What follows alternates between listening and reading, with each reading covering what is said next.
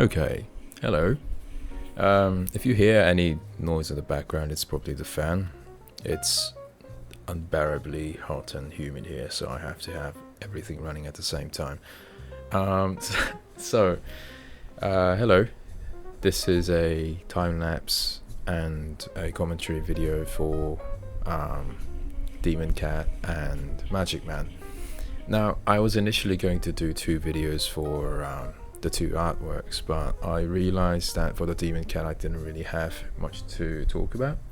So what I'm gonna do is I'm going to have the Demon Cat one playing while I just talk about random things and setting up the context behind the two and what I'm doing here overall, and sort of the lore between the two characters. And for the Magic Man one, I'm going to be talking about that art itself. So the thing is, I didn't really have anything planned for Demon Cat. These two are two of my favorite fictional characters for an excellent visual and narrative design. And I just sat down. Usually I do the preliminary sketch and concepting at like a cafe or a library, because I just like the environment there. And also it's insanely hot in Korea right now, so I need a constant I need a constantly cooled, chilled place to sort of get started on. So yeah, I just wanted to do Demon Cat. I wasn't planning on like a series or anything, and no real composition or narrative or pose in mind. I just wanted to do the Demon Cat, and yeah.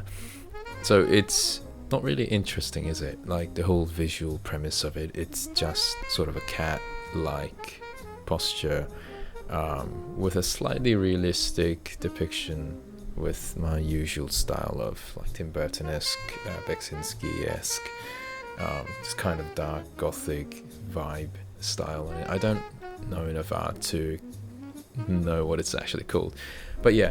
The thing with the Demon Cat one is that it appears one time, I'm pretty sure, in the entire show of Adventure Time, and in the first season as well. I think episode 13.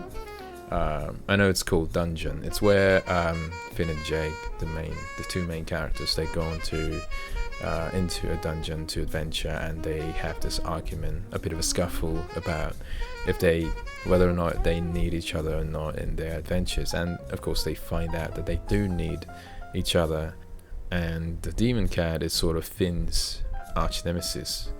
Not because of any character qualities, just because he is. It was the earlier part of the show, the first part of the show, when all the characters were pretty simple. They were very flat, like one-dimensionally good or evil, which isn't a bad thing. It's a clean way to start a show. And of course they matured over time, and they put in so much depth and overarching story that ended really, really well. And the Demon Cat, his whole thing, other than his unique visual kind of Lovecraftian design, is that he knows everything about the universe, but the catch is he knows them with approximate accuracy. So not 100%, it's about, I'd say, like 60 to 70%. So he knows what's going on, he knows what something is, but he just doesn't know exactly what or where it is. So the first introduction to the character, he calls Finn, the main character encountered by him, Frank the human. And Finn goes, "How did you almost know my name?" And Demon Cat goes, "I have an approximate knowledge of many things," which is just an hilarious thing to say. And that's it. That's the whole character. And he's just evil. He's an asshole. He just wants to eat Finn, skin him or something, just because he does. Like there's no depth to it, which is also, I think, works really well for this sort of a character. But yeah, there we go. The only thing about the art itself I would like to add for this is the technique I use for the fur. This is something, I think it's called cross-hatching. I'm not sure. I don't know any of those art terms. But it's a commonly used method for shading in graphic novels and such. But I found out while doing one of my previous works called Mr. Wolf a few months ago that it worked really well to act as sort of like this quick technique for animal fur, like matted fur, and it works especially well as a horror design aesthetic if placed on a completely black background. And if you do a really hard contrast cell shading along with cross hatching, it works really well. So yeah, that's basically it. Like, that's all that's unique for the art. And yeah, like my design for it, which I think I like it. I think the neck could have been longer. I think some of the posture could have been a bit more interesting, but I think it works.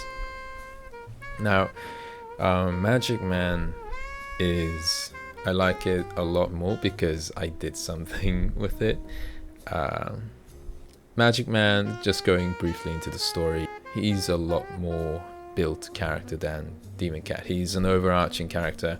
I think he shows up almost every season, and every time he shows up, it's a complete mess. His whole thing, at least initially, is that he just loves messing with people. He just likes teaching people a lesson, but that lesson is always something that's not like a standard fable lesson. Like, there's nothing good about it.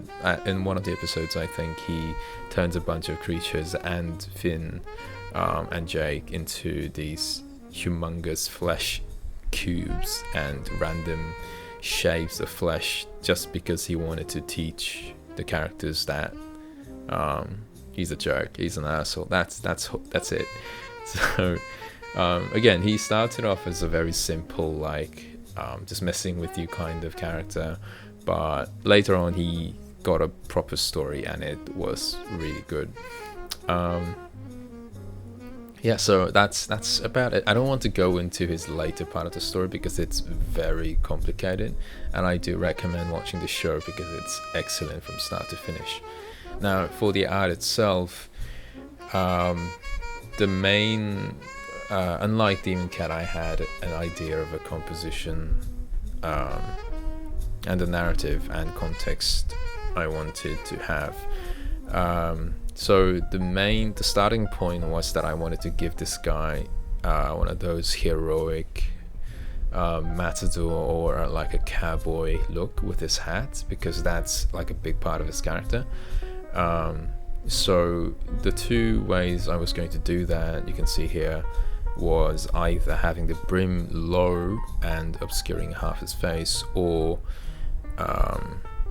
having the brim a bit high so you can see the face technically, but I would have this kind of a shadow that's obscuring his face still. I went with the second option so you can still technically see the face, but initially I was going to show a bit more. I was going to have this iconic laughing, grinning expression, and then it felt like it looked a bit too much like a jack-o'-lantern, and that is way too often used trope for a horror character. So like headless huntsman sort of thing, you know. So yeah, I'm obscuring it. You can see I'm going with strong linear style for his overall design. Big inspiration for it was the the Scarecrow from the original Wizard of Oz movie from 1939. I don't know why. I think it just came to me, and I wanted to give that sort of like woody / grassy feel to his overall texture. Yeah, and it's very, very linear. Hang on, I have to pull up the time lapse again because the original recording I have for the time lapse has ended because I've been talking a bit too much. Yeah, so the specific items and the clothing and just overall physique is identical to the show. I didn't leave or change anything really. I did change his basically his entire physical structure. Oh, and at the end you can see that I've had a bit of trouble trying to decide what to do with his magic visuals. So in the show, his magic is depicted to be this watercolor spraying liquid sort of particles in the air. And so initially I was just going to do a bunch of lines and squiggles and yeah, just random things on the screen, including I've tried doing some colors on it, like pastel colored particles around his body and hand, but I kind of saw that it was distracting, and I never want to distract anything from what I'm drawing. Yeah, so that mostly covers what I'm doing. I think you'll probably see this video by the time my next one is out. See, I never intended to do like a whole series of Adventure Time stuff, but because I'm more of an original monster design guy, I just like drawing things I see in my dreams and things I think of, and I have this list on my phone where I just write down all the concepts I think of. But yeah, this is one of the first times I've done actual fan art, and I think I'm liking it, and I think people are liking it, so I might do this a few more times. I've already promised like a few to some people, so at least those two. Here's a teaser for the next one. Just the concept wise, I can completely change this. This is just like a starting point to see what I can do with this. Yeah, so you'll probably see the finished product by the time you're seeing this, because I want to connect it, you know. So yeah, I hope you enjoyed this little video of me talking about Adventure Time and barely about the art itself. Might become a passion at some point, I don't know, but yeah, hope you enjoyed it, and I'll see you next time.